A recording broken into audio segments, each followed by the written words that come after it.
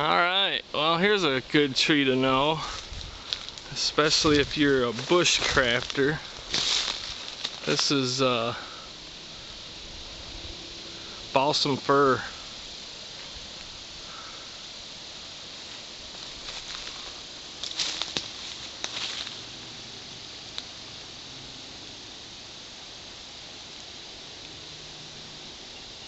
The underside of the needles have two white stripes that run down. That's one way to distinguish it. Another way is the needles tend to lie in a flat plane out from the branch. I don't know if you can see that, but they spiral around the branch, but they lay somewhat flat, and that's a way to distinguish it from hemlock. Hemlock, the needles are on either side of the branch. They don't actually join all the way around it, whereas with balsam fir, they join all the way around it, but they lay flat.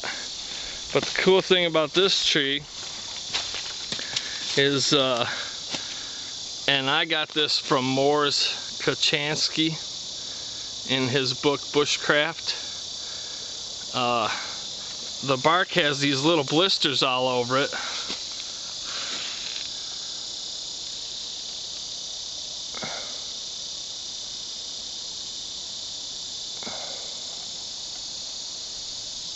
And if you poke them,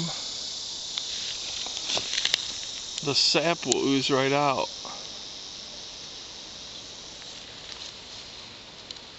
Not sure if you can make that out. Let's see if I can get another one here. But he says you can use that for a salve for burns, and it also works good for fire starting. Trying to find a really big blister I can poke. See if I can get it on camera, but I don't really see any big ones.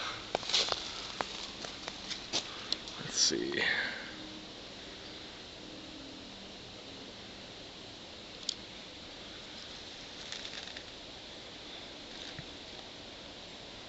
Yeah, see that oozing out there?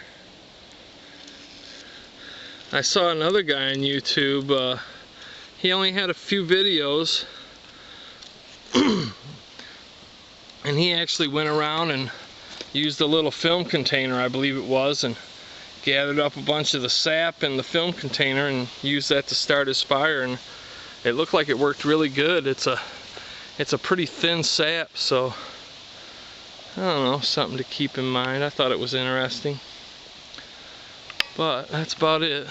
I'll let you go and get back to the car. Alright, well I just showed you the balsam fir and what the needles look like it and what the bark looks like on it.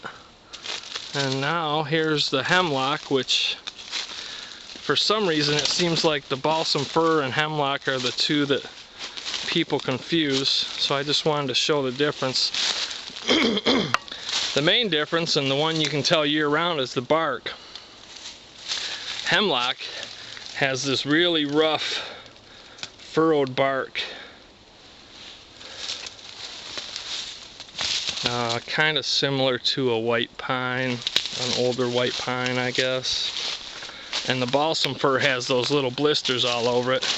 That's the easiest way to tell the difference. But then, if you come over here and look at the leaves, the needles, well, let me get over here where it's a little better lighting. The hemlock, the needles lay very flat. They still have the two white lines that run down the needle underneath, just like balsam fir, but unlike balsam fir, where the needles form all the way around the stem, on the hemlock, the main needles that you see sticking out only form on one side or other of the stem. That's the main difference there. And I think this might be a small balsam fir. Yeah, I don't know if you can see it in the video, but the needles on the balsam fir form all the way around the stem rather than on one side or the other. Maybe you can see it there a little better. But they're both good trees to know. They're more of a Northwoods tree, I believe. We don't have a lot of them around here. I think most of the ones around here were planted because we're kind of right in between the southern forest and the northern forest zones, I guess. So we get a little bit of both. And we get a lot of non-native trees that have been planted here too, so. But that's about it. I'm gonna continue walking on out of here. White oak. White oak bark is pretty easy to distinguish.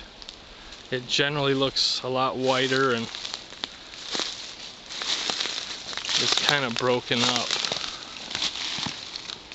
Kind of broken up laterally.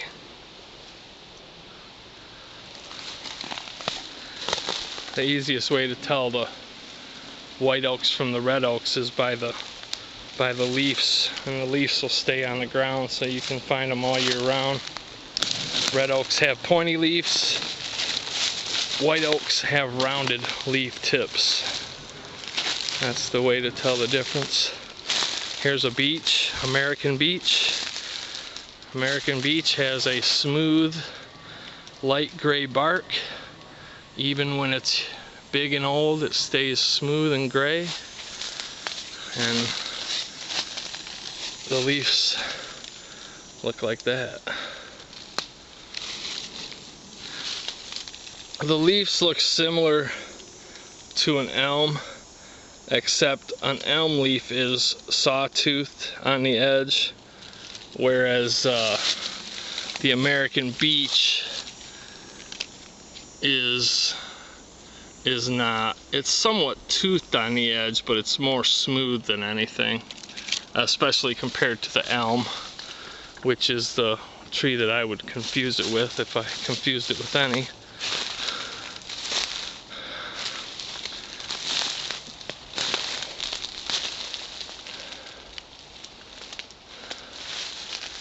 I believe this is red oak.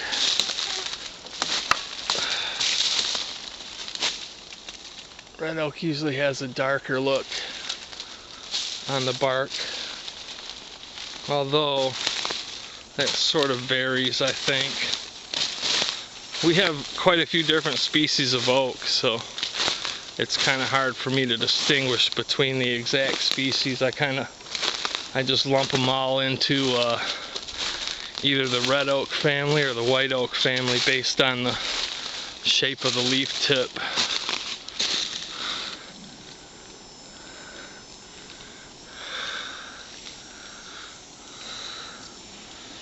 This is an old balsam fir that looks like it's on its way out. Let's see, is there any other trees around here? Cedar.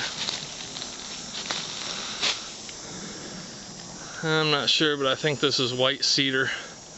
It doesn't have the spiny leaves. I think red cedar has spiny leaves, but I would have to actually look that up to know for sure. I don't use the cedars for much. I don't know them that well.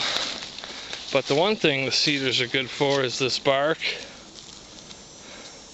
Especially if it's been wet and you want to start a fire. A lot of times you can take strips of this bark that kind of falls off easily and crush it up real good and it gets all fibrous, and it makes a pretty good tinder for starting a fire. It's not my favorite, but I will use it, especially if it's been raining, because a lot of times if it's been raining or if it's a winter thaw, I have a hard time finding dry tinder, and that's one that usually stays fairly dry. Let's see.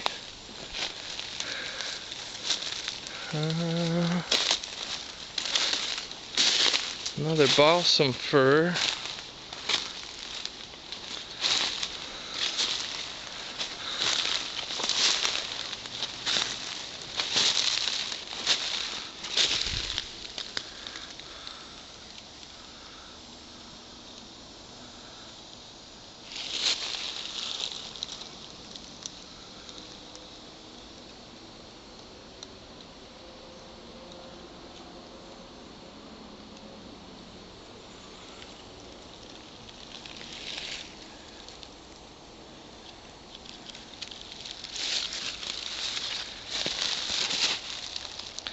I guess the only other thing I could say is when it comes to using trees and stuff,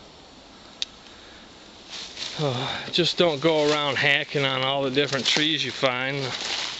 The little blisters on balsam fir are somewhat of an exception because they'll sort of heal themselves up, but it's a good idea to not hack on the trees you find unless you're going to be using them for a purpose.